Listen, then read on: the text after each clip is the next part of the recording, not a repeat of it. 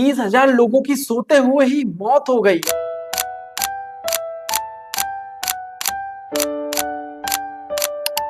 भोपाल में यूआईसीएल union carbide India limited की factory में 3 टैंक थे, E610, E611, E619। इनमें से E619 को खाली रखा गया था इमरजेंसी पर्पज के लिए। बाकी बचे 2 टैंकों में मिथाइल आइसोसाइनेट नाम का केमिकल भरा हुआ था। नियमों के हिसाब से इन टैंकों में सिर्फ 50% MIC केमिकल भरा जाना था, बाकी बची जगह में इनर्ट नाइट्रोजन गैस भरी जाती थी। लेकिन उस दिन इन टैंकों में 75% से ज्यादा केमिकल भरा हुआ था। फैक्ट्री में काम कर रहे वर्करों की लापरवाही की वजह से केमिकल प्रोसेसिंग यूनिट को साफ करने के लिए यूज होने वाला पानी टैंक नंबर E610 में चला जाता है। लीटर 2 लीटर पानी नहीं, 550 लीटर पानी।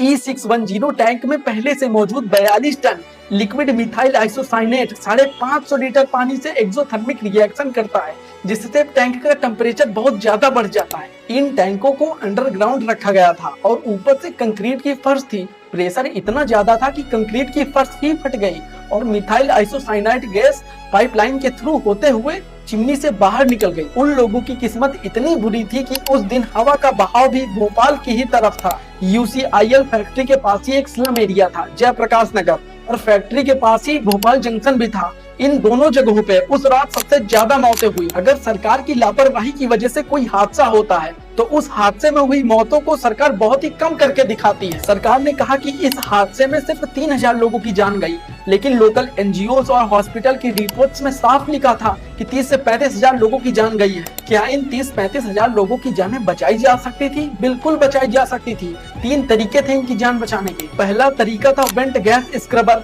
लेकिन ये 2 तारीख को बंद ही पड़ा था। दूसरा तरीका था फ्लेयर टावर, लेकिन ये वर्किंग कंडीशन में ही नहीं था। इन्वेस्टिगेशन से पता चला कि इसमें पाइप रिप्लेसमेंट का काम ही नहीं हुआ था। तीसरा तरीका था चिमनी के टॉप पे जहां से गैस निकल रही थी वहां पर पानी थ्रो किया जाए, लेकिन इनके पास इतना लंबा पाइप ही नहीं था।